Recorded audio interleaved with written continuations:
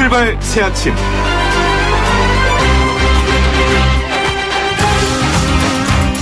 냄비근성이라는 말이 있습니다. 한국 사람들은 천성적으로 흥분을 잘하며 금방 식어버리기에 특별히 겁내거나 신경 쓸 필요 없다는 뜻이죠. 자기 부정과 불신을 세뇌시키고 식민시대 통치를 쉽게 하기 위해서 일본의 나베곤조라는 말을 변형해서 만들었다고도 합니다. 국민들의 비판적 여론을 무마하기 위해 친일 언론과 식민사학자들이 탄생시킨 주어라는 말도 있습니다. 하지만 주로 한국민의 정의롭고 의로운 행동에 대한 열이나 의지를 꺾고자 할 때, 특히 일본의 역사 왜곡이나 독도 문제, 그리고 동북 공정 등에 분노하는 여론이 형성될 때 아무 근거도 없이 이 단어가 자주 등장하는 것은 단순한 우연은 아닐 것입니다. 다시는 일본에 지지 않겠다. 대통령의 한마디가 크게 울립니다. YTN 라디오 노영의 출발 새 아침, 지금부터 시작합니다.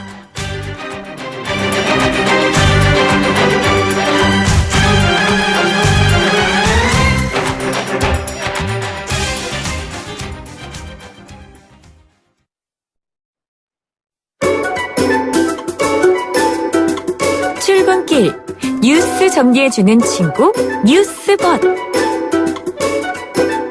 네, 8월 첫 번째 주 마냥 달콤하지만은 않은 벗, 쓴소리도 할 줄 아는 벗, BUT 이종훈 시사평론가와 함께합니다. 안녕하세요. 네, 이종훈입니다. 네, 저희가 이제부터 오늘부터 좀 의지를 다져야 될 것 같아요. 어차피 일본이 뭐 경제 보복 1차, 2차 계속 하고 있지 않습니까? 네. 네, 이럴 때일수록 우리가 딱 의지를 다지고 새로운 마음으로 씩씩하게 한번 하기 위해서. 저는 이미 다졌는데요. 한미연합훈련 오늘 시작되는 것부터 한번 세게 나가보겠습니다. 예. 네, 어떻습니까? 오늘부터 8일까지 본 연습인 예비령 격인 위기관리 참모훈련을 일단 실시를 합니다. 네. 그리고 이제 그 이후에 한 3주 정도 본격적인 연합 지휘소 연습을 이제 실시할 예정인데요. 이 을지 프리덤 가디언 훈련을 폐지함에 따른 대체 훈련이거든요. 네. 이게 사실은 봄에는 이제 키 리졸브 연습을 대체해서 19-1 동맹 연합 훈련을 이미 실시를 했습니다. 이 훈련은 이제 병력을 동원하는 훈련이고, 이번 훈련은 이제 지휘소 이제 연습이 되는 이제 그런 거고요. But 이번 훈련엔 이름이 없습니다. 왜요? 이름도 모르고 성도 몰라. 이런 상황이 돼버렸는데요. 네. 조금 전에 말씀드렸듯이 이제 지난 3월 훈련을 이제 19-1 동맹 훈련으로 했기 때문에 예. 이제 당초 19-2 동맹 연습으로 이렇게 이제 부를 예정이었었는데 이름을 비공개로 처리하기로 했답니다. 아니, 그건 또 무슨 일입니까? 예, 뭐 임시방편 연합훈련 뭐 이렇게 부른다고 하는데 북한 눈치 보기 때문 아니냐. 뭐 이런 설과 북한을 자극하지 않으려는 의도다. 뭐 이런 설이 지금 이제 나뉘고 있습니다.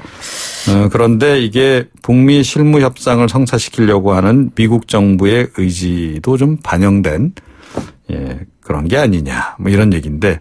근데 우리 너무 눈치 보는 거 아니에요? 북한이 그렇게 3번이나 8일 동안 3번이나 미사일 다 쏘는데 그죠? 다 쏜 거잖아요. 그러면 우리도 한마디 해야 되고 예. 또 우리 뭐 미국이 스몰이다 뭐 이런 얘기 해도 자기네 나라한테 위협이 안 되니까 그렇게 말한 거면 우리는 우리한테 위협이 되잖아요, 지금. 네. 직접적으로 겨냥을 했고. 근데 그럼 한마디도 못하고 이름도 못 짓습니까? 훈련 이름도? 그건 좀 아쉬운 대목이라고 저도 생각합니다. 전 너무 이상한데요. 예. 네. 뭐 이름 정도는 불러도 될 것 같은데. 좀 과감하게 하죠. 이제 우리도 세게 나가고 참 그렇죠. 여기저기서 치이는데. 예. 이게 제 개인 생각이었습니다. 또 YTN에 네. 전화하지 마세요. 예. 자, 두 번째는 뭐가 있을까요? 예. 일본 정부가 이번에는 한국 여행주의보를 내렸습니다. 아니 안 내렸다더니 또 내렸네요. 금방. 일본 네. 외무성이 어제 홈페이지 이 안에 해외 안전 정보 코너가 있는데 여기에 예. 한국 땡땡 일본 관련 시위 집회에 대한 주의 환기라고 하는 제목의 공지문을 올린 겁니다. 네. 부산과 서울에서 대규모 반일 시위가 벌어지니 시위 장소에 접근하지 않도록 하는 등 신중히 행동해 달라. 이 얘기는 결국 한국 여행 가지 마세요. 이 얘기를 좀 한 거죠. 네. 정말 황당하네요. 우리 진짜. 쪽에서 이제 뭐 어찌됐건 여행 안 가고 이러니까 대응 조치로 이제 이렇게 또 이제 하는 것 같습니다. 이와 더불어서 일본 아이치 트리엔날레에 전시된 소녀상도 전시 중단을 시켰죠. 예. 관방장관하고 나고야 시장까지 나서서 압박을 하고 이랬습니다. 이에 따라서 우리 그 한국인 작가들, 다른 작가들도 참가했다가 다 지금 항의 차원에서 철수를 했습니다. But 이 문인단체인 일본 팬클럽이 전시를 지속하라라고 촉구하고 나섰습니다. 또 아사히 신문하고 도쿄 신문을 비롯한 일본 언론들도 정치적 외압에 의한 표현의 자유 침해다라고 비판하고 나섰어요. 네. 아베 신조 일본 총리를 규탄하는 일본 시민들의 집회도 도쿄 신주쿠역 앞에서 열렸습니다. 강제징용 판결 개입, 수출 규제 즉각 중단하라 이런 요구를 좀 하고 있고 우리 여기 지금 이제 촛불 문화제 열고 있지 않습니까? 일본 대사관 앞에서. 네. 그쪽에서 뭐 연대 이런 성명도 보내고 이랬습니다. 자, 그래서 말이죠. 우리는 좀 이런 캠페인을 벌여보면 어떨까? 그러니까 우리 이제 장사하시는 분들이 그 업소 앞에 이런 거 붙이면 어떨까 싶어요. 그러니까 아베 노, 선한 일본인 예스. 예. 그러니까 아베를 좀 고립시키는 전략을 좀 써보면 어떨까? 네, 너무 좋은 생각인데, 이제 아베는 왜 이렇게 나쁩니까? 근데 일본인들은 또 참, 우리가 마냥 욕할 수가 없는 게, 정말 의식이 있는 일본인들이 상당히 많으시고요. 우리 강제징용 판결 날 때도요, 일본 사람들이 정말 많이 도와줬거든요. 네. 그러니까 네. 일본에는 우리하고 좀 분위기가 좀 다르잖아요. 그러니까 침묵하는 그렇죠. 다수가 꽤 있다. 네. 그러니까 순종적이어서, 그러니까 몰라서 그냥 정부의 의견에 동조하는 사람들이 사실 있고, 알면 또 이제 아니게 우리와 같은 방식으로 좀 의견을 주는 사람도 있고, 이런 네. 것 같아요, 일본은. 네. 그런 분들은 우리 편으로 만들어야죠. 근데 그게 쉽겠습니까만. 어쨌든 저희가 그래서 그 위안부 소녀상 작가인 김은성 작가님하고 인터뷰를 우리 이제 뉴스벗 끝난 다음에 곧바로 마련해놨으니까요. 궁금하신 여러분들 어디 가지 말고 귀 쫑긋 세워주세요. 네. 다음 이슈는 뭐냐? 네. 정부 여당이 대일 수출 규제 카드를 고민 중이다.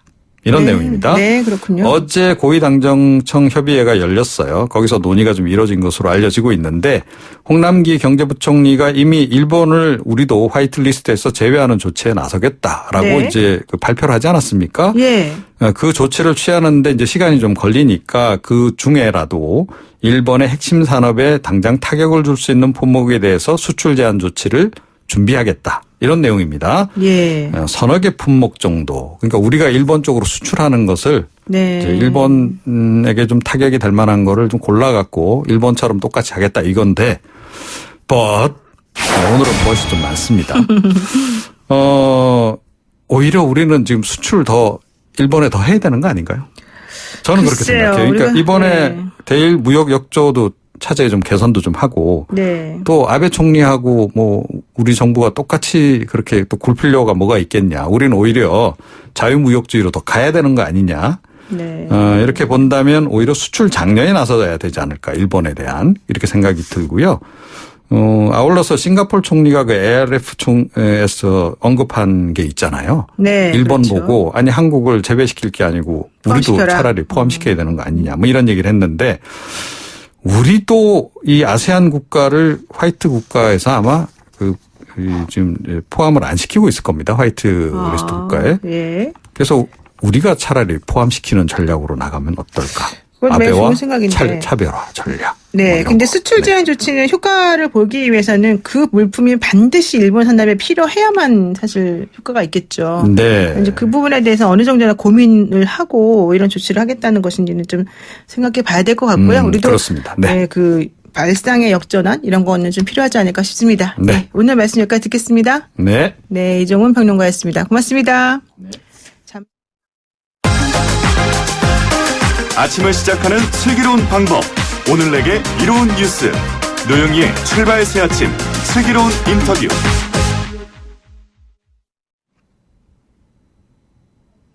네, 한일 관계가 최악으로 치닫는 가운데 일본 나고야에서 열리고 있는 대형 미술 전시회 아이치 트리엔날레 출품된 평화의 소녀상 전시가 일본 우익들의 테러 협박으로 사흘 만에 중단됐죠.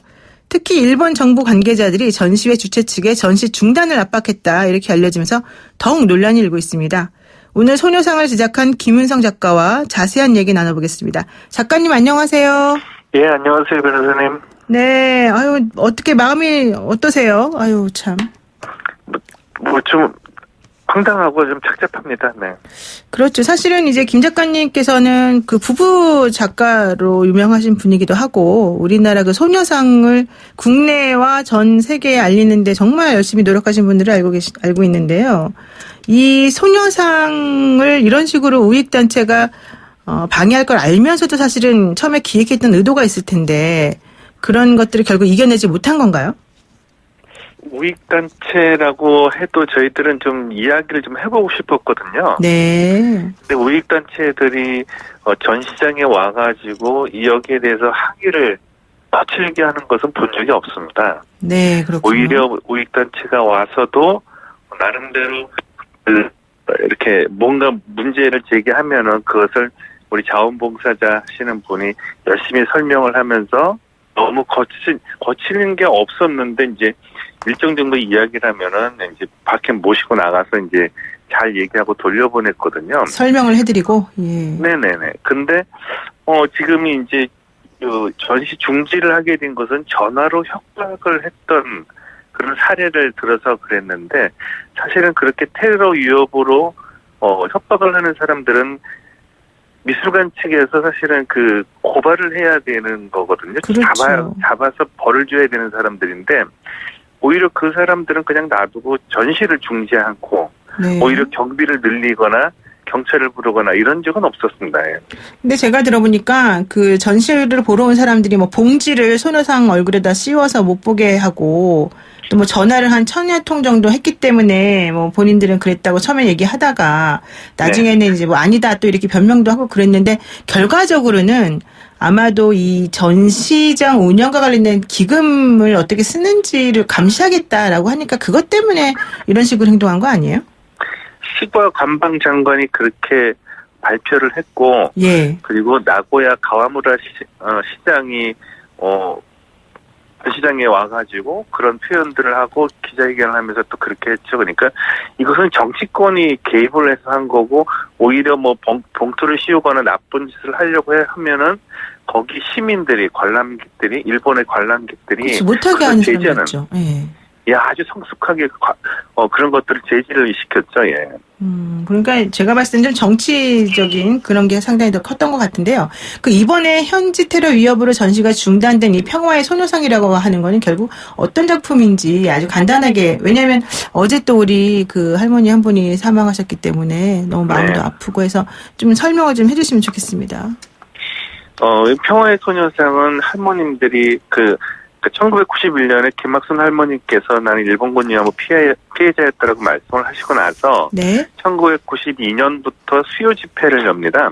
그렇죠. 그래서 2011년 12월 14일이 할머님들 수요 집회가 첫 번째 되는 그때 이제 할머님들 그 투쟁을 좀 기록하고 기념하기 위한 그런 뜻으로 이제 평화의 소녀상을 세우게 됐는데 내용 자체는 반일의 상징이 아니고 이런 부분들을 좀 문제 해결을 하면서 좀 평화에 대한 이야기를 좀 더 강조를 해야 된다. 할머님들이 계속 말씀하신 거는 결국은 전쟁이 없고 평화를 가져와야지 나 같은 피해자들이 안 생긴다.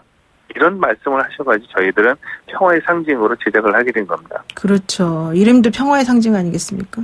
네네. 그랬는데 결과적으로는 일본이 이런 식으로 아주 예상치 못하게 했는데 제가 좀 더 특이한 것은 뭐냐면 이번 전시회 제목이 표현의 부자유, 그 후 이렇게 되어 있지 않습니까? 네, 맞습니다. 그러면서 이제 위안부 피해 문제나 식민 지배, 뭐 정권 비판 등 이런 것들을 좀 다룰 때 작품이 전시되지 못하게 중단되거나 철거되는 등 여러 가지로 좀 문제점을 가졌던 그 작품들을 주로 일부러 모아서 보여주고 전시하겠다. 그래서 정말 뜻깊은 전시라고 생각했었는데 결과적으로 3일 만에 이렇게 전시를 중단하는 것 자체가 표현의 부자유가 어떤 식으로 일본 정부에서 이루어지고 있는가를 보여주는 거다. 네, 맞습니다. 저는 사실 그렇게 해석한 게 더 맞을 것 같아요. 오히려 퍼포먼스를 스스로가 한 거다. 일본 정부와 이 전시 주최 측이. 이렇게 보는 게 맞을 것 같은데 어떻습니까? 저희도 이제 이 전시를 하게 되면서 일본 관람객들 굉장히 성숙하게 아주 꼼꼼하게 이 작품들을 하나하나 잘 살펴보더라고요. 그런 부분들을 보면서 이게 일본의 진짜 이제 그 진실에 대한 이야기들이 좀 이 사람들이 많이 알아가는구나. 그리고 그런 모습을 보면서 굉장히 괜찮다고 이렇게 느꼈었는데 예. 갑자기 이제 이렇게 이 일본 관람객에게 이런 기회를 주는 것 자체를 차단하게 되잖아요. 예.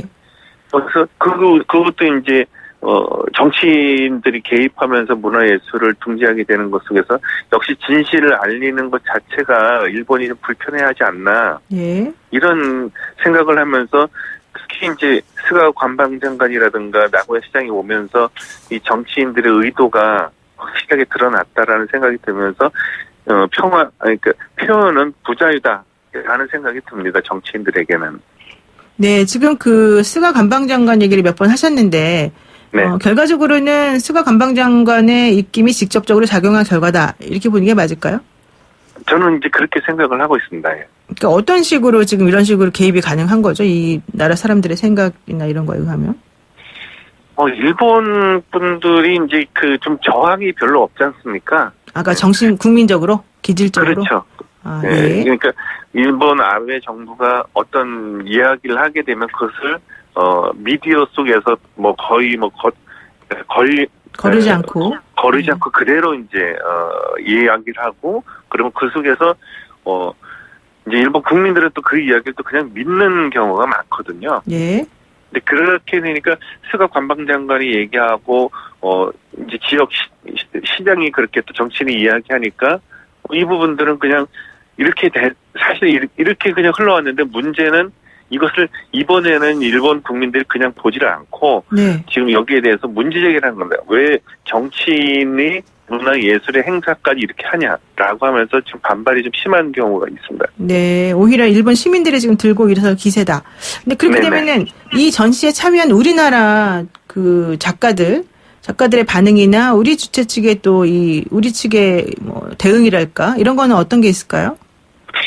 지금 박찬경 작가하고 임 작가가 이제 다시 이제 우리 이렇게 평화의 부자유전에 대한 중지에 대해서 동조를 하면서 네. 작품을 이제 철수를 하게 된 경우가 있고요. 네, 네.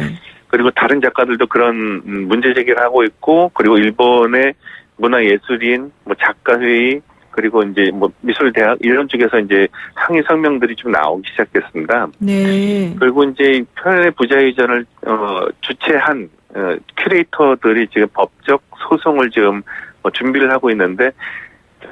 일본의 헌법에도 그러니까 표현의 자유는 이렇게 보장이 돼 있습니다. 그렇죠. 그것을 근거로 해가지고 지금 법적, 소송을 좀 준비를 하고 있는 과정이고, 작가들도 거기에 따라서 같이 행동을 하고 있습니다. 검열도 하면 안 되는 걸로 돼 있고, 표현의 자유도 보장돼 있고, 이렇게 되는 건데, 근데 이번 사태, 이외에도 일본 정부의 소녀상 설치 및 전시 방해 시도가 또 있었습니까? 그건 전 세계 이제 평화의 소녀상을 설치하는 거에 대해서 모두 다 이제 쫓아다니면서 다 방해하고 압박을 해서 다 무산시켰거든요. 사실은. 일본 사람들이요? 일본 정부가 그런 거죠. 예. 어떤 식으로 그렇게 되죠? 예를 들면 이제 독일의 평화의 소녀상을 세운다. 네. 프라이부르크라고 하는 데가 있는데 거기 시장님이 이제 프라이부르크 시장님이 소녀상을 세우겠다라고 하고 나서 그 다음 날부터 이제 일본 정부의 압박이 들어옵니다. 네. 일본 외교부를 통해서. 그리고 일본 사람들을 동원해가지고 메일이나 문자나 항의 방문을 시작했는데, 2주일 만에 이 프라이부르크 시장님이 너무 괴롭다고, 한국 사람한테 미안하다고, 그러면서 일본에 너무 압박이 심해가지고, 내가 공무를 볼 수가 없다. 업무를 볼 수 없으니까, 이 부분들은 없는 걸로 하겠다. 이렇게 되는 부분들이 전 세계 다 있습니다. 아주 조직적으로. 그런 이야기를 확인해 준 게, 네. 요번에 이제 독일에서 한 달 전쯤에 이제 전시를 했는데, 네. düsseldorf 총영사가, 우리를 독일 전시에 초청한 우리 주체인 사람들한테 찾아가서 왜, 독일에서 이런 전시를 하냐. 이렇게 따지고 들면서, 앞으로 여기에 평화의 소녀상을 세우는 것을 우리는, 가만두지 않겠다. 이런 식으로 해가지고 또 무산시키려고 하는 그런 의도들이 굉장히 많죠. 네. 이번에 말이 된 10cm짜리 소녀상, 그 소녀상도 말하는 건가요? 그거는 이제 나치 수용소, 그러니까 이제 그쪽에 있는 거고요. 이거는 이제 디셀도프 초경사가 찾아온 것은 또 다른 또 다른 거. 그러니까 한두 군데 이런 일이 벌어지고 있는 게 아니군요. 전 세계에서 다 일어나고 있습니다. 그 LA 글렌델에도 이런 일이 있었다 그러는데 이 얘기는 무슨 얘기입니까? 그거는 이제 글렌델시의 소녀상이 세우기 전부터 일본의 방해가 시작됩니다. 네. 그래서 아주 집요하게 방해를 했는데 거기에 이제 시장님들하고 의원님들이 아주 그 일본 분들이 방해하는 것을 잘 해치고 나와가지고 소녀상을 설치를 했는데 설치한 다음부터는 이 평화의 소녀상을 씌워달라는 소송이 해가지고 그 소송이 거의 뭐 한 10년 가까이 이렇게 이제 진행이 되는 거죠. 예. 그러면서 1심, 2심, 3심 다 이제 이쪽 글렌델 시가 승소를 하게 됐고 그 다음부터는 이제 회유가 들어갑니다. 예, 올 초에 이제 그 시장님을 뵀는데 그 회유가 또 만만치 않다고 얘기하고 이것을 지켜나가는 게 힘든데 한국 분들이 좀 이렇게 응원의 메시지를 좀 주면 좋겠다 이런 얘기도 하시고 가셨습니다. 아유, 정말 우리는 이겨도 이기는 걸로 끝나는 게 아니네요. 그렇죠. 네. 이렇게 계속되는 일본 정부 방해에도 평화의 소녀상이 그러면 계속 설치되고 전시돼야 된다 이렇게 보실 텐데 그래야 된 이유가 뭘까요? 이제 이것을 이제 아베가 이제 평화의 소녀상이 일본의 국익을 해치는 거고 반일의 상징이다라고 얘기를 하는데 앞서도 말씀드렸다시피 여기는 반일의 상징이 없거든요. 국익을 해치는 것도 없고 그래서 이 부분들을 일본 사람들한테 보여주고 솔직하게 얘기를 하고 싶었습니다. 알려주고 싶었다? 예. 그렇죠. 그렇게 하나하나 다 알려드리면서 이게 왜 반일의 상징으로 얘기하는지 한번 이야기해보자라고 하는 그런 심정으로 이야기를 했었고 앞으로도 그렇게 얘기하려고 했는데 그 기회 자체를 지금 없애버리는 거죠. 네, 그렇군요.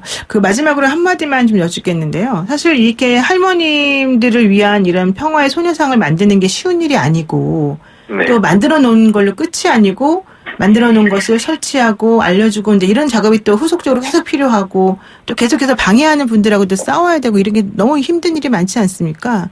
그런데도 불구하고 우리 김은성 작가가 이런 일을 계속해서 할 수 있는 동인이 뭘까요?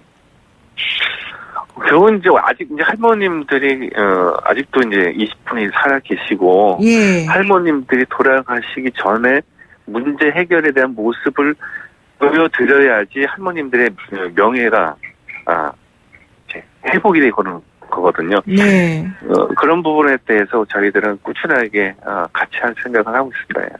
네. 아유, 정말 말씀 오늘 여기까지 듣겠습니다. 너무너무 감사드리고요. 다음에도 또 기회 되면 자세한 말 좀 한 번 더 여쭙겠습니다. 고맙습니다. 네, 고맙습니다. 네, 지금까지 위안부 할머님들을 위한 평화의 소녀상을 만든 김은가와 함께했습니다.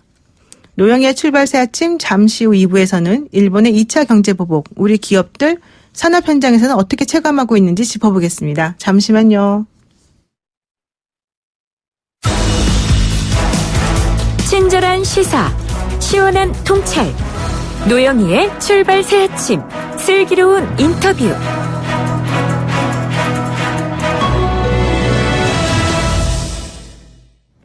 일본이 우리나라를 화이트 리스트에서 제외하면서 산업 현장에는 비상이 걸렸습니다.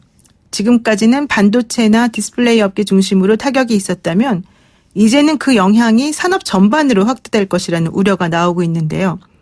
일본의 2차 경제 보복 조치에 산업계의 위기감은 어느 정도나 되는지 들어보겠습니다. 부산상공회의소의 심재훈 조사연구본부장 전화로 연결돼 있습니다. 본부장님 안녕하십니까? 네, 안녕하십니까? 네. 요즘에 정말 어려운 시국입니다. 부산 쪽에는 일본의 이런 조치와 관련해서 어떤 영향을 받을 수 있을지 궁금한데요. 부산 쪽의 산업은 주로 뭐가 있는지 좀 간단히 소개를 부탁드릴까요?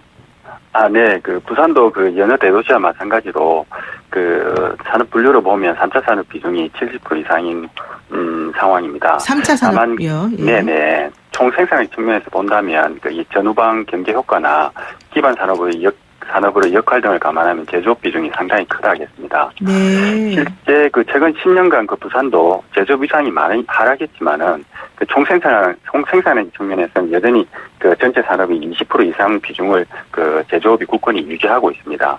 하지만 그 부산의 제조업은 최근 많은 어려움을 겪고 있습니다. 뭐 조선이나 조선기자재, 또 자동차 부품, 뭐 철강 등 주요 그 업종들이 그 글로벌 수요 감소와 불황으로 위기를 맞고 있습니다. 네.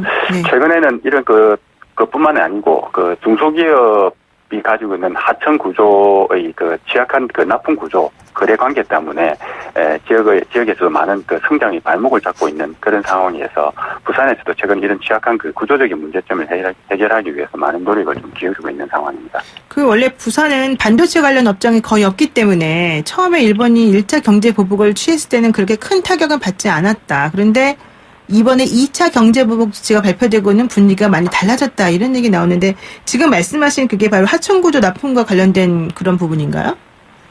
예, 그런 부분도 분명히 그 원인으로 작용을 한다고 저희들 보고 있고요. 네. 그 사실 뭐 그 1차 그 수출 규제 당시에도 저희들 뭐 주기업 대상으로 간단한 모니터링을 했지만 직접적인 그 피해를 보고 있는 기업은 없었습니다. 다만 그 이번에 그 화이트리스트가 이제 저희들 제외가 된다고 하면 문제는 좀 달라집니다. 그 전략물자는 말할 것도 없고 그 일반 물자에 대해서도 까다로운 이제 수출 절차가 진행될 수 있는 상황인데요. 그 일본의 규제 품목도 그 크게 확대될 공산이 높기 때문에 기업의 우려가 높은 것이 사실입니다. 실제 그 2주 전에 저희들 지역에 한 360개 정도의 기업을 직접 전화 면담형식으로 모니터링을 했는데요. 예. 우려가 실질적으로 확대되고 있었고 또 기업 나름의 대응책을 마련하기 위해 많은 고민을 하고 있습니다. 그 뭐 기업들은 실제 그 재고 확보라든지 대체재 마련 또 우회 수익 경로 확보 등에 주력하고 있는 그런 상황이었고요. 또 기업 규모에 따라서도 대처 능력에 조금 차이를 보였습니다. 규모가 큰 기업의 경우는 그 일본어로 수입되는 전략물자에 대한 정보가 정확히 알고 있었고 또 대응 통역까지도 꾸린 곳이 있었지만 중소기업의 경우는 그 자사 일본 수입품이 전략물자인지 여부를 몰라서 그 일본 거래선을 통해서 확인하는 그런 모습도 보였습니다. 네, 그러면 지금 이제 중소기업하고 대기업이 조금 다른 양상을 보이는 것 같은데, 네네. 주로 중소기업에서 다루는 부품이나 뭐 물자 이런 게 어떤 거길래 이 중소기업이 더 힘든가요, 그러면? 구체적으로. 중소기업들 같은 경우는 대체로 이제 그 거래선을 통해서 국내 대기업이나 또 고객사 이 거래선에 좀 납품하는 경우가 좀 많은데요. 그러니까 가급적으로 일본으로부터 들어오는 제품들이 기초 소재 그 제품들이 많습니다. 그러다 보니까 이런 부품들은 실제 금액이나 양적인 측면에서는 사실 그렇게 많지는 않지만 제품 생산에 꼭 필요한 부분이기 때문에 이런 그 품목들이 그 수입 통관에 차질을 빚는다든가 제대로 공급이 되지 않을 경우에는 제품 자체가 생산되기 어려운 문제가 발생하는 큰 그 우려가 발생하는 쪽이 있습니다. 기초 소재라고 하는 게 정밀 화학 업계나 뭐 디스플레이 장비 업체나 이런 쪽에서 사용되는 부품을 말하는 건가요? 네, 실제 뭐 그렇다고 볼 수 있습니다. 일본에서 국내에 수입되는 그 품목들 대부분이 정밀 기계나 또 기초 소재 쪽 품목들이 많기 때문에 실질적으로 겪는 중소기업의 피해가 생각보다 크게 나타날 수 있다는 그런 우려가 많은 상황입니다. 지금 화이트리스트 배제가 이제 이달 28일이면 시행이 되는 걸로 알고 있는데요. 네. 한 3주 정도 남았지 않습니까? 네네. 그럼 그동안에 현장에서 할 수 있는 구체적인 대비책은 뭐가 있을까요? 실질적으로 보면 이게 정책 차원에서 대비책을 마련하기란 쉽지 않을 것으로 보입니다.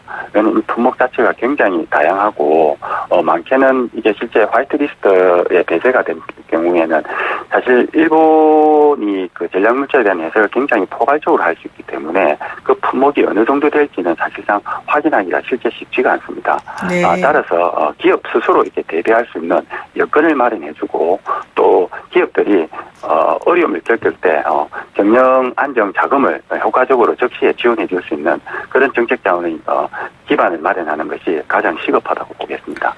지금 이제 이번에 그 조치로 인해서 우리 그 중소기업들이 버틸 수 있는 시간이 보통 6개월 정도가 맥시멈이다 이렇게 얘기하는 분들이 많았다는데 어떻습니까? 구체적으로 그 정도가 마지노선입니까? 지금 화이트리스트에 있을 때는 뭐 전략물자나 뭐 일반 물자까지도 사실상 뭐 빠르면 뭐 8일, 7일 내에도 수출 통관이 절차가 진행이 될 수 있었지만 예. 만약에 이제 일본의 판단에 따라서 규제 품목이 이렇게 확대하게 되면 최장 그 90일까지도 수출 통관이 지연될 가능성이 많습니다. 그래서 그 기업 같은 경우는 재고를 확보하지 못하면 상당한 어려움이 예상이 되고요.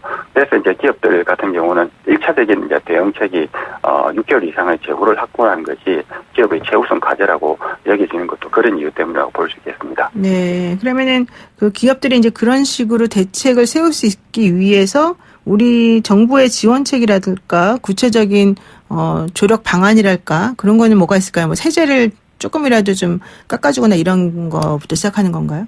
네, 앞서도 언급했지만 이 품목이 기업별 굉장히 다양하기 때문에 이 산업별로 품목별로 정부 대책을 내놓기란 쉽지 않을 것으로 보입니다. 네. 특히 이제 일본이 아직까지 현재적으로 화이트리스트에 제외했지만 어떤 품목을 어떻게 규제를 할 것인가에 대한 일본의 발표가 없었기 때문에 네네. 정부에서 좀 더 구체적인 대책을 놓기까지는 일본의 움직임이 좀 상당한 이게 요인이 될 것으로 그렇게 보여지고 있습니다. 그러니까 아직까지 일본이 정확하게 어떠한 품목들에 대해서 할 거다라는 말을 안 했고 그렇기 때문에 우리가 구체적으로 어떻게 될지는 모르지만 그래도 예상되는 바들이 있으니까 거기에 맞춰서 미리 대응을 조금 세워보시겠다 이런 말씀이신 것 같아요. 네네. 일단 저희들이 할 수 있는 정부 차원이나 각 지자체 차원에서 할 수 있는 것은 앞서도 말씀드렸지만 관련된 애로를 겪는 기업들에게 경영 안정 지원 자금이라든가 또 각종 연구개발 투자에 대한 지원을 좀 확대하는 차원에서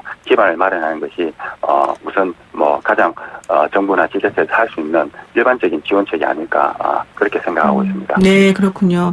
그리고 또 그 일본의 경제 보복이 이번으로 딱 끝날 것 같지 않다 이런 의견을 가지신 분들도 사실은 상당히 있습니다. 그래서 앞으로 더 있을 수도 있다. 그러면 화이트리스트 배제하는 것 말고 또 무슨 걱정을 해야 되느냐 이제 이렇게 질문이 들어오거든요. 어떻습니까? 예. 지금 당장에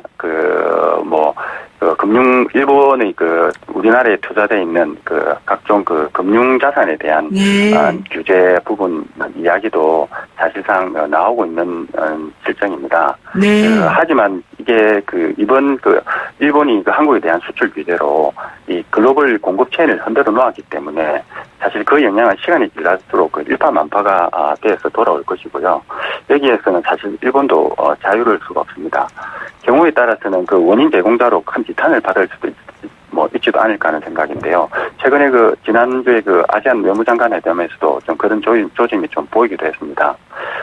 따라서 앞으로 이 전선을 확대한 데는 일본으로서도 적지 않은 부담을 안고 있을 것으로 보입니다. 네. 저희 입장에서는 다양한 분야의 다양한 방법의 일본의 공격을 예상은 해야 되겠지만 사실 일본도 사실 큰 부담을 안고 있는 그런 사실일 것으로 보입니다. 네. 오늘 정부가 이제 소재, 부품, 장비 경쟁력 대책 이런 것들을 발표한다고 하는데요. 산업 현장에서 직접 느끼시기에 소재 부품 경쟁력 제고를 위해서 가장 절실하게 필요한 정부의 정책이 뭐나 혹은 정부가 지원을 어떤 방식으로 해줬으면 좋겠냐 이제 이런 것들이 있을 것 같아요. 뭐가 있을까요? 네. 사실 기업 산업 현장을 이번에 일본 수출 규제로 저희들 산업 현장들을 좀 파악을 하면서 일본에서 들어오는 유효 수입 원자재들에 대한 기업들의 의견을 좀 들어봤습니다. 예. 사실상 이런 품목들이 사실 우리 기업들이 물론 기술적으로 아직까지 거기에 도달을 못해서 생산을 못하는 경우도 있지만 실질적으로는 생산을 할 수 있음에도 불구하고 생산을 안 한다는 이야기들을 좀 많이 했습니다. 이게 무슨 이야기냐면요. 지금 사실상 우리 전 세계는 이게 국가별로 비교 우위에 의해서 글로벌 공급망이 구축이 되어 있습니다. 그런데 이제 글로벌 공급망이라는 게 결과적으로는 일본으로부터 제품을 수입하는 것이 우리나라에서 만드는 것보다는 훨씬 그게 제 입장에서는 훨씬 산업적인 측면에서 단가를 낮출 수 있는 부분이기 때문에 일본으로부터 수입한 것인데 이거를 만약에 지금 사실상 일본이 훨씬 더 우리보다는 그쪽 제품에서는 비교 우위가 있다는 이야기인데요. 그러면 결과적으로는 이거를 저희들 비교 열에 있는 제품을 만들기 위해서는 중소기업들이 이런 제품들을 만들어서 공급할 수 있는 국내에 기업들이 사줄 수 있는 기반이 돼 있어야 됩니다. 그렇죠. 특히 대기업은 물론이고요. 그리고 또 중소기업 역시도 사실 국내 수요만으로는 이런 제품들을 생산하기가 어렵기 때문에 글로벌 시장에서 또 일본과 경쟁할 수 있는 그런 능력을 또 갖춰야 되는 게 지역이나 우리나라 중소기업의 과제라고 하겠습니다. 네, 그러면 정말 정부 지원이 꼭 필요하겠네요. 이제 마지막 네, 질문 드리겠습니다. 이번 수출 규제에 대해서 그 부산시가 일본과의 행정 교류를 중단했다라고 얘기되는데 혹시 이런 것들 때문에 오히려 기업 입장에서 더 안 좋은 방향으로 작용하는 건 아닌가 우려가 좀 있습니다. 어떻습니까? 네, 사실 지난주에 그 부산의 지역 유관기관장들이 모두 참석해서 부산시장님 주재로 대책회의가 있었습니다. 네. 관련적으로 좀 말씀드리면 현재 일본의 조치에 일희일비하는 것보다는 좀 더 냉정하게 좀 상황을 주시를 하고 일본의 움직임을 좀 봐가면서 철저히 대비해야 한다는 그런 결론을 내렸습니다. 아직 화이트리스트 제외로 인한 수출 규제가 시작되지는 또 않았고 직접적인 피해를 본 기업이 지역에서는 그렇게 많지 않기 때문에 굳이 민간 교류까지 중단할 필요는 없다는 게 저희들 중론이었고요. 네. 결의는 또 우리가 국헌이 또 다져야 되지만 또 더 멀리 보고 또 어떤 기업들이 우리에게 좀 더 어떤 것이 우리에게 좀 더 득이 될는지 좀 신중히 좀 따져봐야 될 그런 시점이 아닌가 하는 생각입니다. 네, 냉정하고 신중하게 잘 따져보자. 네, 오늘 말씀 여기까지 듣겠습니다. 고맙습니다. 네, 감사합니다. 네, 지금까지 부산상공회의소의 신재훈 조사연구본부장과 함께했습니다. FM 94.5MHz YTN 라디오 노영희의 출발새 아침 8시 뉴스 들으시고요. 잠시 후 3부에서는 여야 의원들의 뜨거운 토론, 여의도 촌철살인 이어집니다.